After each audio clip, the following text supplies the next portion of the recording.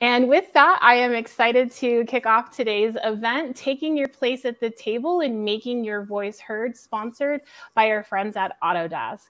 Autodesk works together with their customers to transform how things are made, and in doing so, they've also transformed what can be made. So we are thrilled to be joined by three of their leaders today, Karen, Elizabeth, and Stephanie. So I will turn it over to each of them to introduce themselves. If you can each tell us a little bit about your role at Autodesk and share something either personally or professionally that you'd like us to know about you. Karen? Yeah, so thank you, Valerie, so much. So first of all, I am so excited for being here today. And so thank you so much for having us and having me.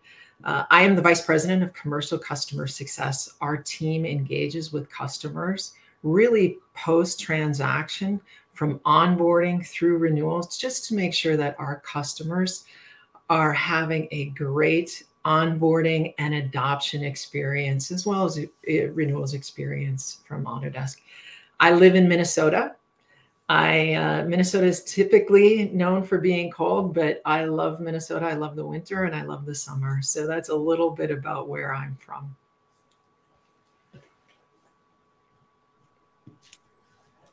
Awesome. Then let me go next. My name is Elizabeth Zorns. I'm Autodesk Chief Customer Officer. And while that sounds awesome and amazing, what I do in real work life, I have teams all over the world that engage with customers once they become customers.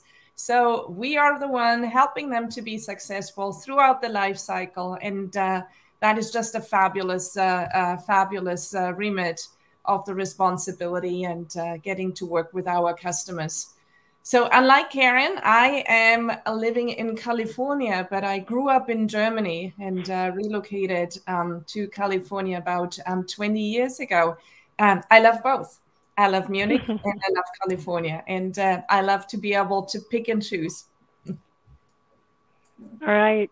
Thank you, ladies. I'm Stephanie Graff, like the tennis player. Easy to remember my name. I'm currently in charge of our named account sales team in North America. So this is on the front end of what Elizabeth and Karen were talking about. So there are direct customers that are our largest and most strategic customers for North America.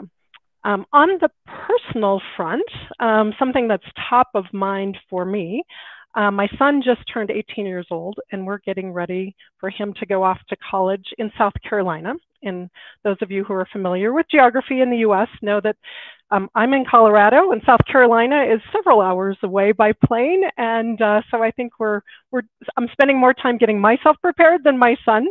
And I have a daughter who's almost 16, and in the US you can drive when you're 16, so she'll be getting her driver's license soon. So lots of changes on the graph front. Awesome. Well, thank you all so much, and lovely to meet you. I'm excited about our discussion today. For those of you who are just tuning in, I'd like to just remind you and everyone that we will be answering questions that come directly from you all. So please feel free to submit your questions in the chat on the right side of your screen, and we'll do our very best to respond to as many as we can.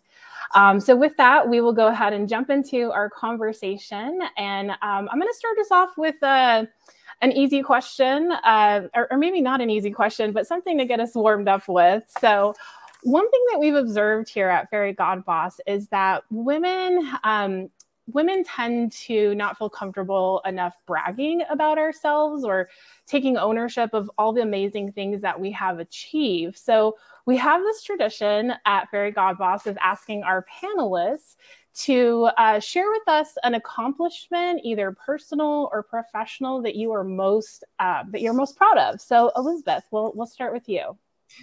Thank you much, Valerie. And you're exactly right. This is a very hard thing to do, to brag about yourself. And for those of you who are writing LinkedIn profiles, I have been writing and updating your LinkedIn profiles, you know exactly what I mean. I, in fact, had asked my husband to help me write mine. I said, help me brag a little about myself. How would you say it?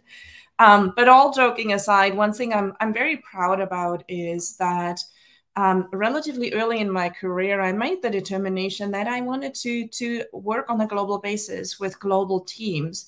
And I realized that, you know, I would need to live in different places in order to really be credible as a global leader.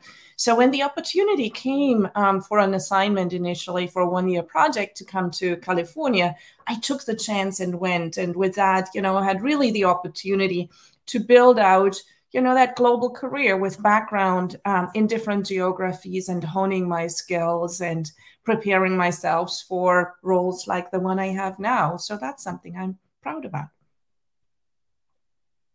You should be proud about that. I think that's fantastic, Elizabeth. And I agree with you. I think it is really hard for women in general to brag about ourselves. I want to piggyback onto my intro. So as I mentioned, my son just turned 18 and my daughter's nearly 16, which means, and I've been at Autodesk for 15 years. So that means they don't really remember a time when I was not at Autodesk. And what I'm most proud of is juggling both my professional life and career with my personal life. I feel like I've been on Zoom for a very long time, for 15 years.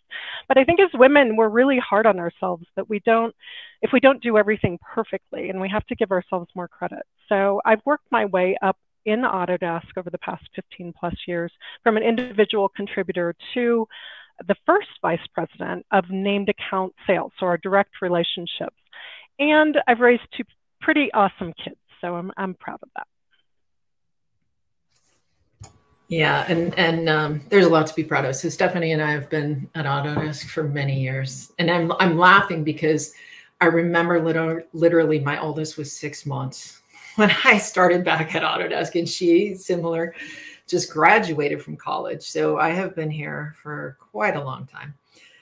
You know, the one thing that I would say, and I'm particularly proud about this because it stretched me outside of my comfort zone. I think that's one important thing that as women we have to think about is you know, getting comfortable with being uncomfortable. And the story I would share is that about 6 years ago, our manufacturing leader in the Americas sales organization left. At the time, I was doing subscription renewals and license compliance and some sales programs. And my boss tapped me on the shoulder and said, "Hey, can you lead this sales organization while we search for a new leader?" I'm like, oh, first of all, I don't really know much about our manufacturing. I'm not an engineer in depth. And secondly, gosh, it's been a long time since I was in the field. And when I was in the field, I was an individual contributor. Like, but I took on the challenge. And what was really exciting to me is, you know, the first thing that I did was really listen to what's happening with the field and what's happening with the teams. And it was clear that there were some challenges in the field, a lot of challenges, to the point where I had quite a few people, really high potential people who were looking to leave.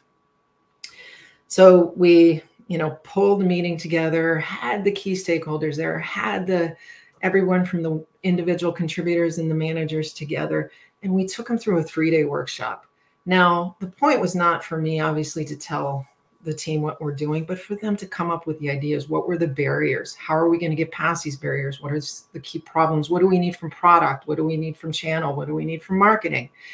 And then really helping them own that by putting them in charge of solving some of these problems. So, you know, I would say we went from kind of bailing the ship out to at least the ship was steady.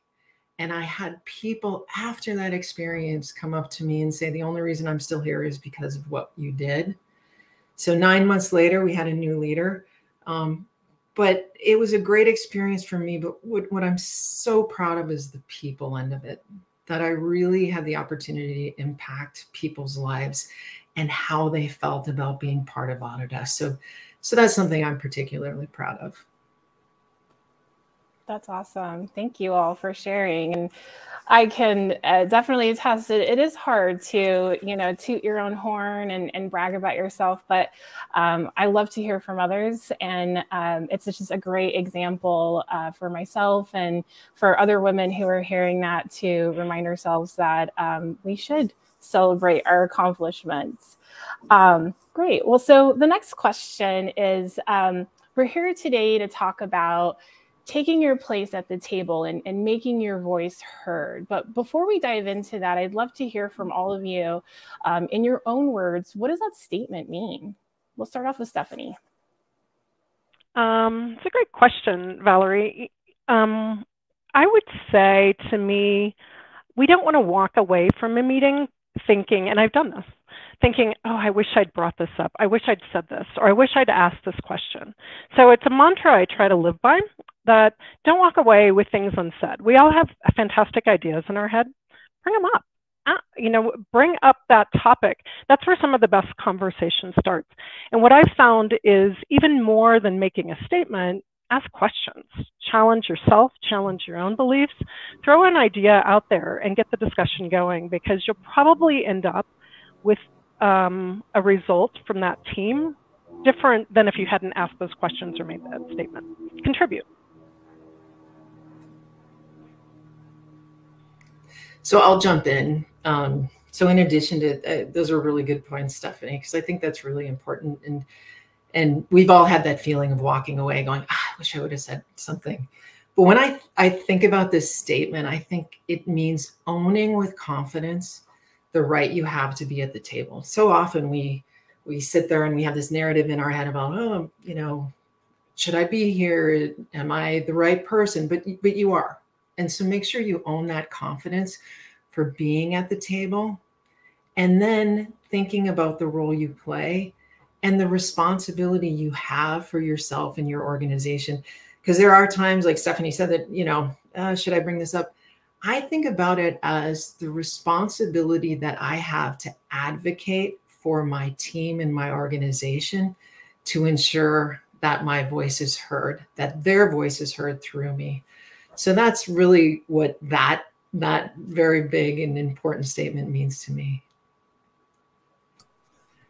Yeah, these are great points. And a couple of things popping to mind as you were asking this question.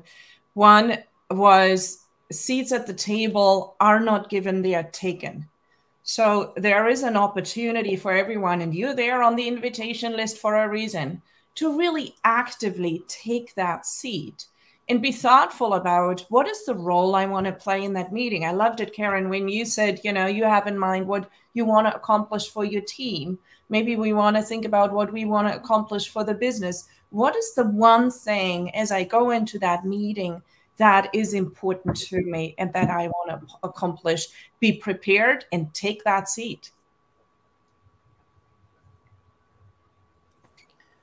Great. I love it. Yes, you're absolutely right, Elizabeth. You have to take that seat and not wait for the invitation.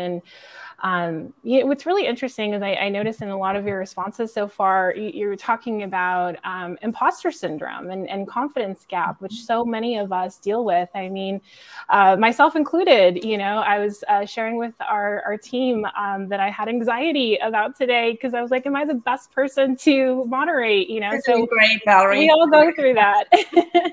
That's right. Thank you. I appreciate it. And I promise I wasn't trying to get, any special attention or whatnot, but I appreciate it. But it's interesting, even in, professionals at your level, you don't think would go through that or experience that. So I think it's great that you're sharing that and being vulnerable with our audience. So each of you are leaders, so I'd love to hear from you. How do you support and empower women to reach their full potential at work and be heard? So I'll kick this off because I this is something that is near and dear to my heart. And I'm going to talk a little bit about broader initiatives at Autodesk, not just the ones specific to me. Because this is something Stephanie is involved with. This is our Autodesk Women in Sales Initiative. So Stephanie's part of the core team.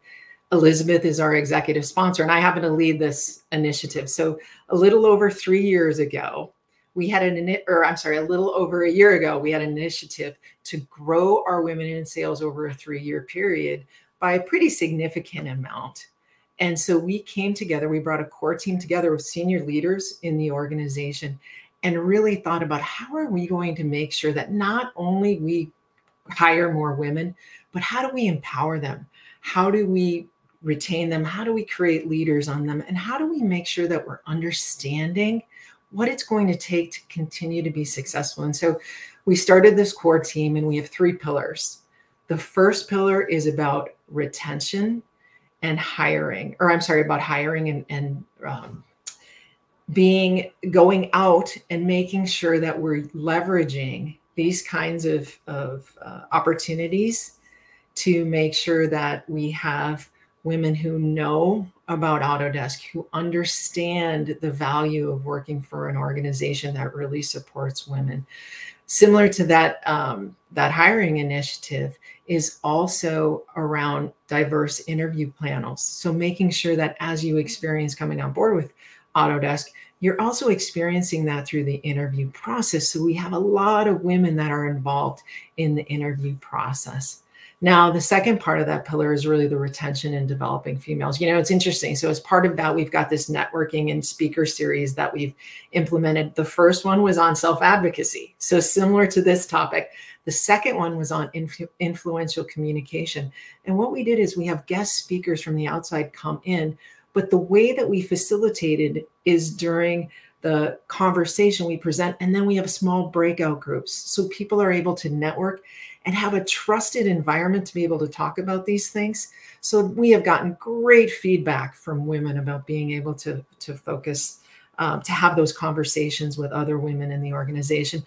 And then the third pillar is on culture. This is so important because we really need to make sure that we are very connected to our diversity and belonging team, and that we understand from a cultural perspective the unique experiences women have at Autodesk to be able to inform training that we're doing around that.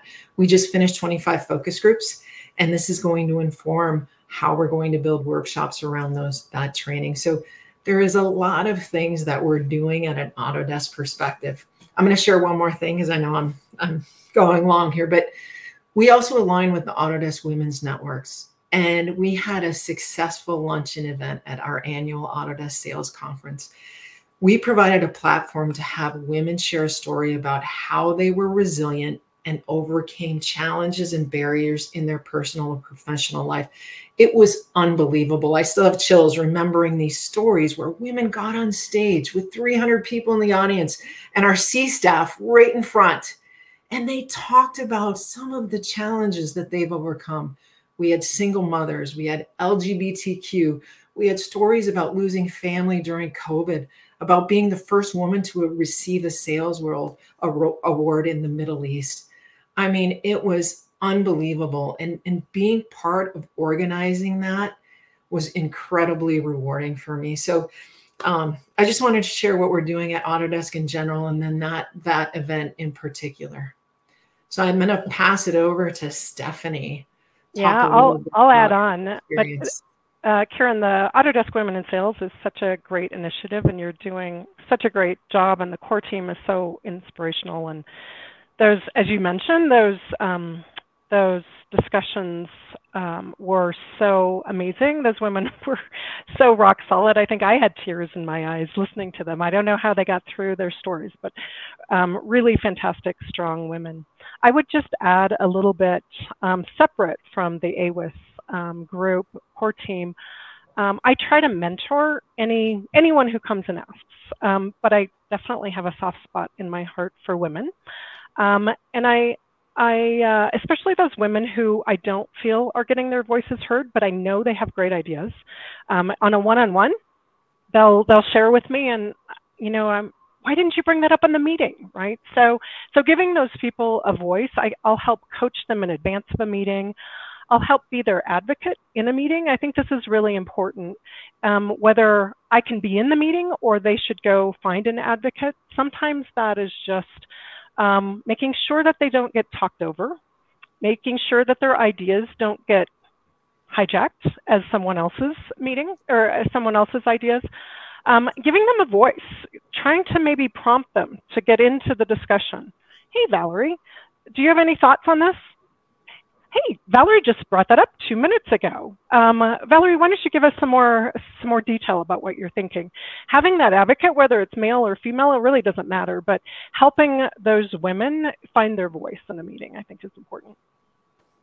Yes, allyship, being there for each other is very important. So, Karen, you mentioned the pandemic, so I'd love to hear from the group. How has the pandemic impacted your work and your family? And I'll start with you, Stephanie. Sure. So I have always worked from home while being at Autodesk. So moving into a virtual environment wasn't a big move for me, but not traveling internationally was a big move. All of my roles before have been global roles like Elizabeth. I love the international travel. I love experiencing new cultures. I love working with people in other cultures. So that was a big, putting the brakes on that international travel was a big change. But on the positive side, to go back to my family, I feel like I had 2 or 3 extra years with my teenage kids and my husband, which is a gift, and I'll never get back. And I cherish that for sure. I'm not sure my 18-year-old son felt the same way, because I think he wanted to be out with his friends. But it was a gift for me to spend more time with my family. Yeah, and Stephanie, similar, like the concept of seeing something good in a tough situation. We tried to do similar. For me, obviously, I'm used to being out with the teams, with customers, to travel extensively, and of course, none of that was possible. So that was pretty significant change, and I had to pull on my other skills to say, how do I work with people now virtually? How do I build that environment that I can still connect while not being there? So that was a whole new different challenge. On the family side, we actually made a bold move. We felt if everything is different, why not make it really different? And we moved to Germany for a year, close to my parents and to my family. And that was, despite the fact that, everything was very different during COVID, that was such a blessing to be able to spend that year there and to have, my teenagers immerse more into the culture where I grew up. So we tried to, do something positive, and that really made a difference in our lives. That's awesome. Thank you. That is one thing I wish I would have done more of, is taking advantage of the traveling. So many people that I know during the pandemic, said, we just went, got an Airbnb and spent a week in San Diego. And I wish I would have done that more. Hindsight 2020. Awesome. So let's move forward. What tips do you have for other women to ensure that their voices are heard in a virtual environment? And why is it important to speak up in meetings, not only virtually, but also in person? And we'll start with you, Stephanie. Okay, thank you. Again, my mantra is, don't leave a meeting saying, I wish I brought that up, or I wish I'd asked that question. So your voice, as Karen said, is as important as everyone else's. Take that seat at the table. A couple tips in a virtual environment: raise your hand. Zoom has this hand raising feature. It starts to train the others to not talk over each other. So use that raise your hand gesture. Also gives you a little bit of time if you're a little anxious to kind of get your thoughts together. Definitely always have your camera on. Don't go just audio, because people think you're not engaged. They're not going to notice when you have something to say. You can actually physically raise your hand as well on a Zoom meeting. Use smiles and head nods to make sure that they know that you're engaged. And you can, we've done it here, unmute your audio when you're ready to talk, because people will notice that and they'll say, Stephanie, did you have something to say? So just a couple tips in a virtual environment. Awesome. And I'll add to that. I actually believe, Valerie, that the virtual environment gives us more opportunities than maybe the in the room meeting might. I think we all remember the situations where we were in the meeting and 2 or 3 people just monopolized the conversation. They were filling all the airwaves. They had the best time. They were developing the arguments, and it was really very hard to budge in and to say, hey, you know, I have a point of view, and what about, and, you know, could we? Now, the virtual environment actually democratizes access to the airwaves. It does, as well as the visual. As you look at the 4 of us, our windows are exactly the same size, independent on who we are and where we are, and we have all the same opportunity to talk and to speak. So with that said, you know, call to action, everybody out there. The virtual meeting has different rules and is a different playground, and allows us, you know, to really make our voices heard in ways that might have been harder or might be harder than the actual in-person meeting. Yeah, no, Elizabeth, Stephanie, I want to add to some of those very, very important points is the why. I think it's important because if you don't speak up, people will create their own narrative on what you think, what you support, what you know, what you don't know. So just don't let anyone write that story for you. That's really how you give up your power. So don't give up your power. So important that you write your own story and that you absolutely own your narrative. The only other thing I would add on the meetings, and Stephanie brought this up, and I think it is so critical. It's not only making sure that your voice is heard, it's this concept of amplification. Making sure that you have other people who are maybe more marginalized, or they're new to the organization. They're women in a primarily male meeting. We know that happens a lot. Make sure that you are there to advocate for them as well. Stephanie gave some great examples of how to do that, so I'm not going to repeat that, but don't lose sight of this. Just make sure that you are also there to support others in the room to make sure that their voice is heard as well. I agree. It's so important that, you know, what I mentioned earlier, that allyship and just making sure that we are taking care of one another, you know, especially is really, really important. And kind of speaking of communication, I know, you know, not everyone receives communication the same way. So do any of you have any communication tips to share with our audience today on working with different personality styles or work styles, or, you know, anything along those lines? So we'll start with you, Karen. Yeah, so, you know, it's interesting. So the first thing I would say around this is make sure you understand your own communication style, because especially when you're in a stressed environment, that is your trigger. Like that stressed environment is going to amplify your communication style. So I think it's really important that you understand that. The other thing is, don't assume people know this. And I'll give you an example. So Elizabeth, who is my boss, she came on board, gosh, over a year ago. And when she came on board, I had an onboarding plan. And I talked to Elizabeth about, this is my communication style. This is my preferred method. Elizabeth, what is your preferred method of communication style? So I think one of the tips is just making sure that you communicate to people. Here's how I prefer to communicate. Help me understand how you want to communicate, because don't assume that people are going to figure out yours. And don't assume, by the way, that you know their communication style. You know, the second tip I would say is, because we all work with people who, for whatever reason, our styles don't sync. For lots and lots of good reasons. But I would say, don't feel like you have to defend all your decisions, especially when you're working with difficult people. I feel like as women, sometimes we feel like we need to win everybody over on our side. And if I could just talk more, they'd eventually see my point. But the reality is sometimes they won't. And so it's okay for people who to just say, we agree to disagree. And that's okay, because I've made my business case. I have got the credibility and the trust of the people I need to work on this project. So I would just say, don't don't feel like you have to get into that, but I've got to win them over. You don't have to defend all your decisions. That's okay. Those Elizabeth, Stephanie.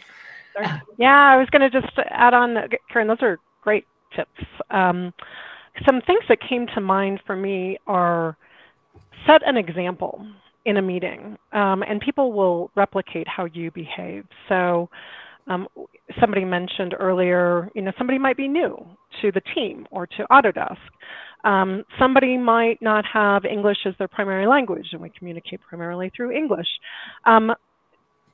Pull out their ideas without putting them on the spot.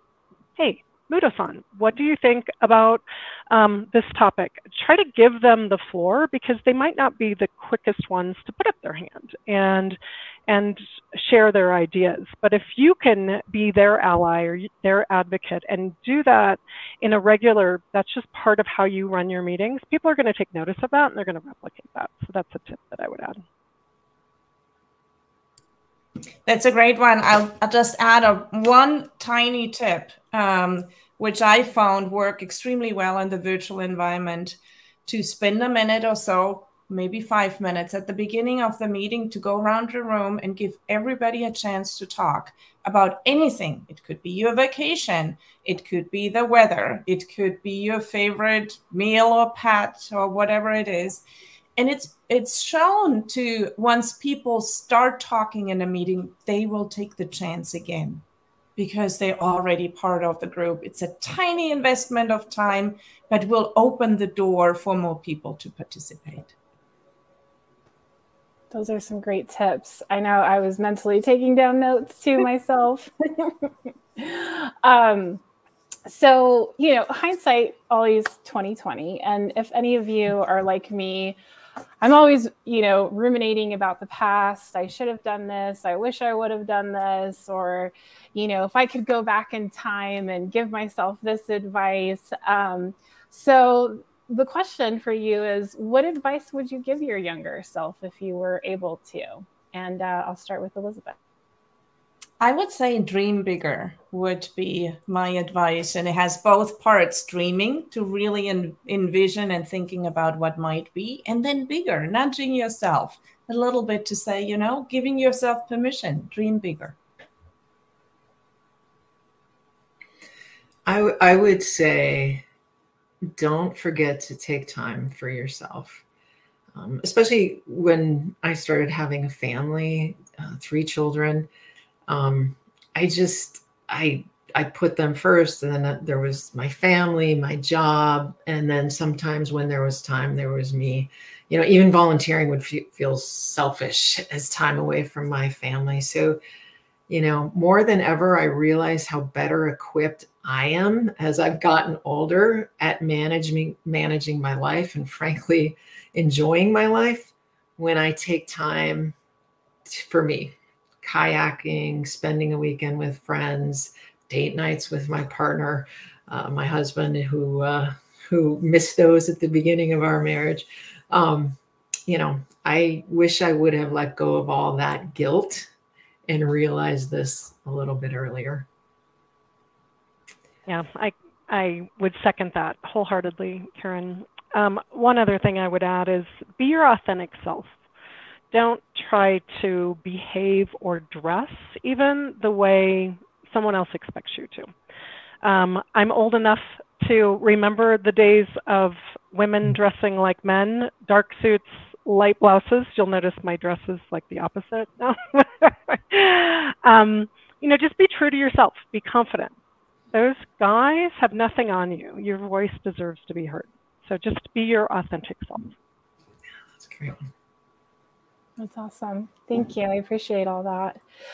All right. Well, let's turn to some questions from our audience.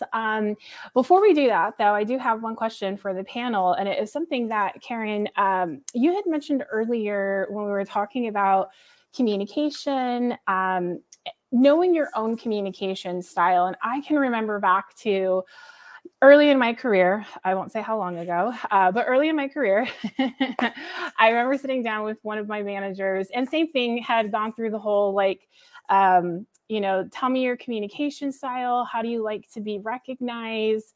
What's your favorite candy? Things like that. And I remember sitting there thinking, I have no idea. I have no idea what my communication style is. I don't know how I like to be recognized. And I felt really bad about it. But we won't go into that side of the conversation. But, light years later, if I'm asked that question today, I know it, right? I've had that experience. But for those who might, not have as much experience or just haven't gone through maybe life experiences to understand that about themselves, what advice would you or any of the other panelists have on how can we learn that about ourselves? So here, I'm not going to lie, Valerie, it took me a little bit of time as well.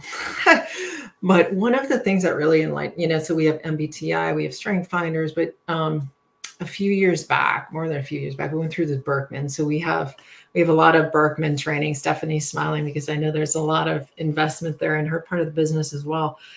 That was so enlightening because not only did it really help you understand what your preferred communication style is, but how does that change when you're under stress? How do other people receive it? What's the best way to communicate with people based on your communication style? And then when you do it at a team level, you understand, this is why this person prefers to communicate in data, and this person prefers to really have a personal connection. So we've been fortunate enough, and I will tell you, there's many, many tools. You can go online and dig up many, many tools to really help you assess, what is my preferred style? And then there's also the introvert versus extrovert, the processing versus extroverted thinking. So there's a lot of things that can help you via questions to really understand what is that style. I'll just add to that, Karen. I could not agree more. Both that it took me some time to figure out my style, but also the way we want to receive feedback and the way we give feedback are typically not the same, which is odd.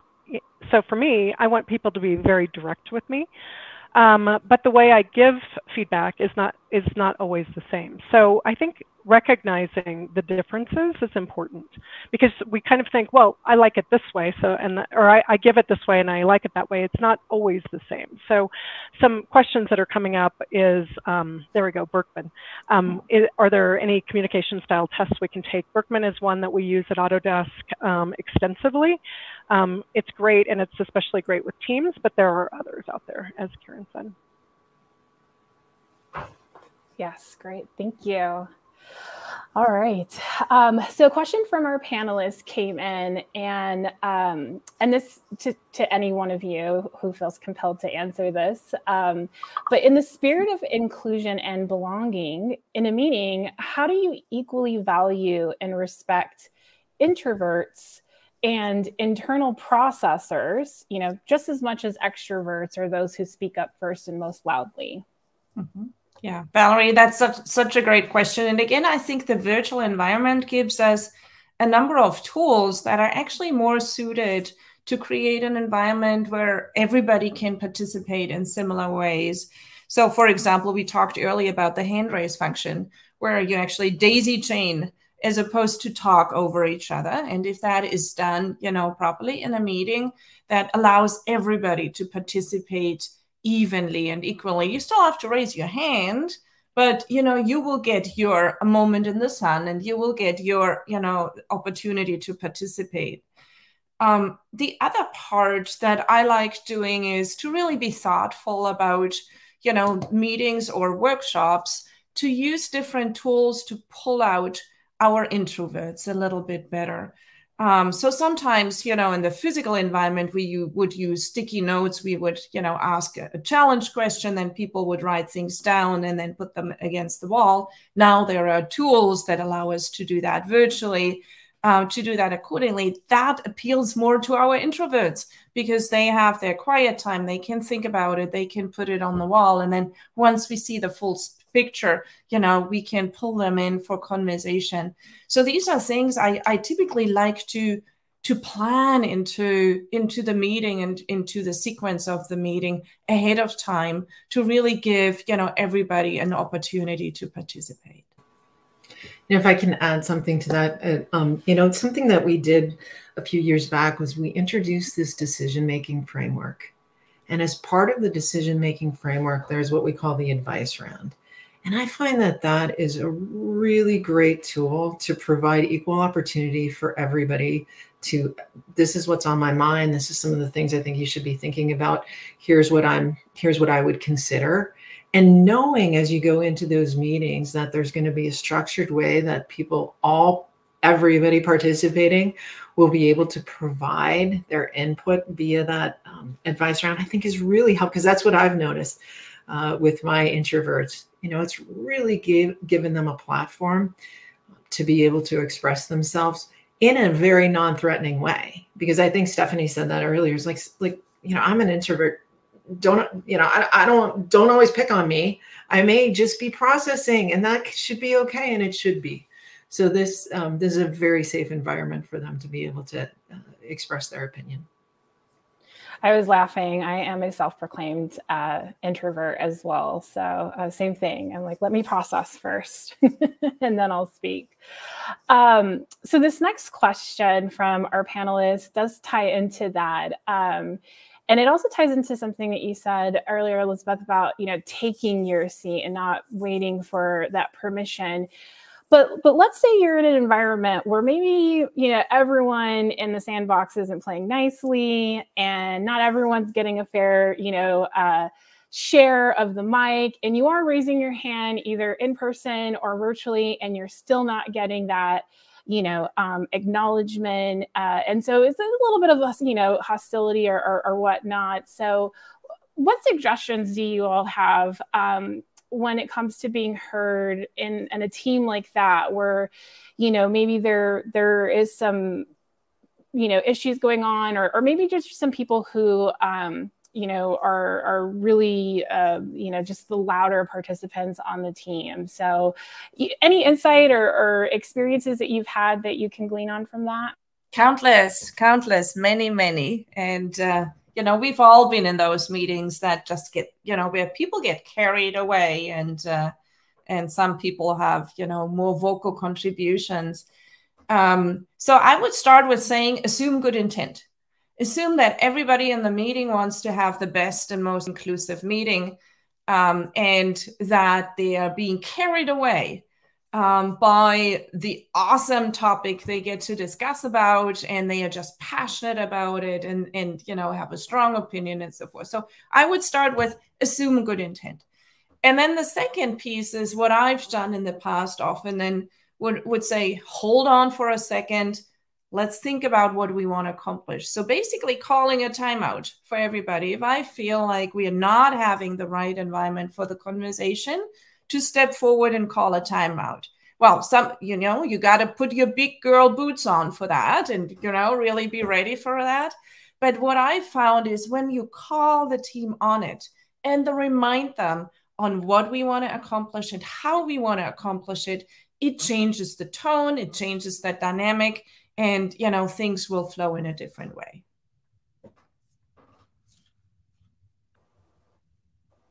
Great, thank you.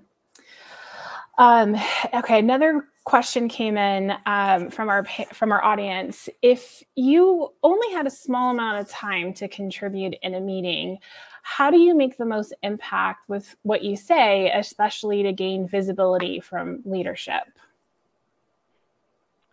I can take a stab at starting here. Karen mentioned culture in terms of Autodesk Women in Sales, and we've done a lot of work at Autodesk on culture and decision-making, as she mentioned. One of the things that was part of that, but can be used for any meeting, is to send out pre-reads. So rather than having the entire discussion in the meeting, send out a pre-read. It gives you visibility, gives your ideas visibility, and then people can, if they do their homework in advance of the meeting, you can come and have a really worthy discussion. Send out a pre-read and say, hey, if anybody wants to discuss this in advance of our meeting, please contact me. So it kind of gives you the floor because you have come up with an idea and put it out there for discussion. And I think the only the other point I would make is think about, and I do this as well as we prepare for different meetings. Like if there was only 3 things I wanted to make sure that people knew, or even one, out of all this great stuff, what is the most important thing that everybody needs to know from my perspective? I think making sure that you're going through that, because a lot of times we are in meetings, we always run out of time in the meetings. Even with all these great tools, you're not going to be able to say all the great things that are happening or what you want everybody to know. But so just really make sure that you're clear on, if there's just one thing I could convey, what would that be? That's great. Thank you. This is a really interesting question that came in from the audience. And then I know something that I've experienced, and I'd love to hear your thoughts on this. As a young new engineer, I get treated as a daughter often at work. Do you have any advice on being seen as an equal employee? I love the phrasing, to be seen as a daughter. And I can so empathize with that, you know, as you're starting out your career, to have that impression. It's not an easy one to solve, but it comes with, you know, taking responsibility and taking accountability for the things that you are driving or you are responsible for, and speaking, you know, with authority to those. And then, you know, basically, you know, earning with that, you know, the level with the team. I wonder also, as you phrased it so lovely with the daughter of, I'm sure that there are sons of as well. That young men face similar challenges as they're starting out their career, that they are seen as the apprentice initially, and, you know, have to start, you know, basically, you know, building up their reputation. With that, I would focus on that and say, what are the things that I can contribute? How can I contribute? And then for those to speak with authority. I think to Elizabeth's earlier point, it comes with good intent. You know, like this is my way to help you, and I think there's the level of you know, acknowledgement in that, but I can understand how that can be frustrating. I would say some of the phrasing can be, I appreciate your coaching. Can I give you some feedback too? You know, and it's interesting when you start kind of treating them as equals, then how they're going to feel that, oh, you know, yeah, you're projecting some of that coaching and mentoring onto them as well. And I think that's going to be a maybe not so subtle or subtle way of building that relationship. Awesome. All right, so a couple more questions here. So one question came in from an audience member who is currently an independent contractor at Autodesk. And they would like to know if, well, essentially what they would like to know is if you have any advice on how to network internally, any advice on that you have for that person on applying for a full-time job, you know, and then also, if you know the women's networking groups, are those just for full-time employees? Which I assume they would be, but I'm not sure. So if any of you want to take those questions, I should say.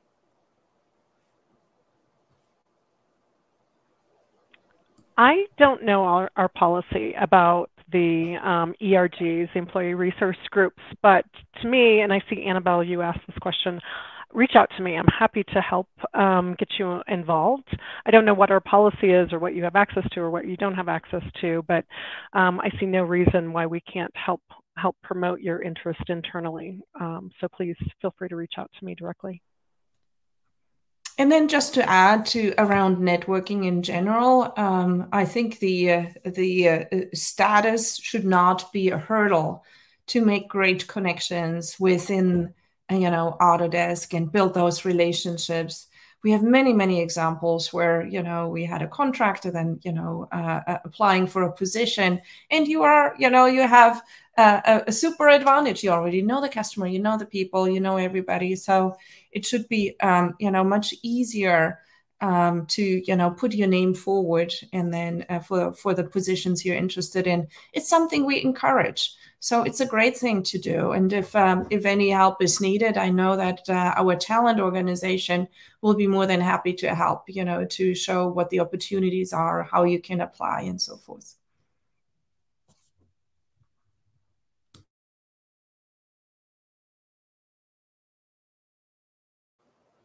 Thank you.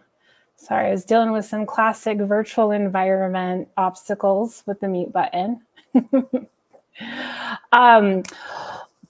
Well, thank you everyone for your questions. There were a lot of really good questions that came in, and we are almost out of time. So before we say our goodbyes, I really quick wanted to pass it over to our panelists and ask if there's any last advice or parting words that you'd like to leave with our audience before I close this out. And it's not required. You can. You don't have to. Stephanie, you clicked first. You go first. All right, thank you. First, Valerie, thank you to you and the Fairygodboss team for inviting us. This has been great. I don't get to deal with Karen and Elizabeth on a regular basis, so it was fantastic being on a panel with the two of you ladies. I would say, I'm really proud of how being a woman in business, there's really a spotlight being shown on it now. And so you have a lot of peers, whether they're in your company or outside your company, and having a good, solid network of other professional women helps. Sometimes just venting. I do Friday hikes. We started at the beginning of the pandemic, and we still do it with other professional women that I know here in Colorado. And we talk a lot about our challenges at work, and some of them are in meetings, things like that. Having that network is really important just to kind of ground you and give you better ideas. Yeah, thank you, Stephanie, and thank you so much for saying that. I would want to say, as I've been in my professional career for a couple of years, I feel like we've come a long way, and we still have a long way to go. But more than ever, I feel like we have more opportunity to shape on what the work reality is looking like and will be looking like for us and for the generations to come. So I want to invite you all, to actively participate to shape. I love the idea that Stephanie shared, to really create those networks, create those communities.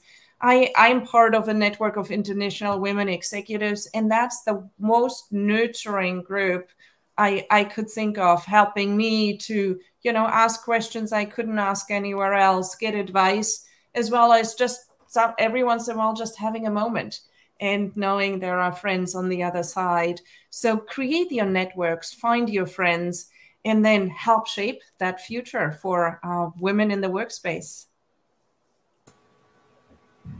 I love what both of you just said, because I think that's so important. And I will just say again, thank you for having us. Thank you for allowing us to share some of our own stories and our own experiences in this, being women at Autodesk. And I also, to Elizabeth's point, I think we've come so far. Stephanie brought that, I've been in the sales organization for 20 years. We've come so far, still a long way to go, but it's really experiences like this and webinars like this that can really bring people together and help you understand that you're not alone, and that there are a tremendous amount of networks and people out there to support you through the journey. So thank you very much. Oh, thank you. Thank you all for joining us today. I really appreciate it. And I've learned so much myself. I feel like I just went through my own personal coaching session with 3 amazing leaders at Autodesk. So, and thank you for tuning in for our discussion today. As a reminder, we'll be sending out the recording of today's event along with some other resources to learn more about opportunities at Autodesk. In the meantime, if you are interested, check out their Autodesk profile on our website. And we'd also love to hear your feedback. So if you feel compelled to share any comments or ideas on how we can improve our events in the future, feel free to fill out the type form tab on your right-hand side of your screen. And it's only about a 1-minute survey, so it shouldn't take you too long. But other than that, thank you, everyone. I really appreciate it, and I hope you enjoy the rest of your Monday. Take care. Thanks for joining us. Thank you. Bye. Bye. Bye-bye.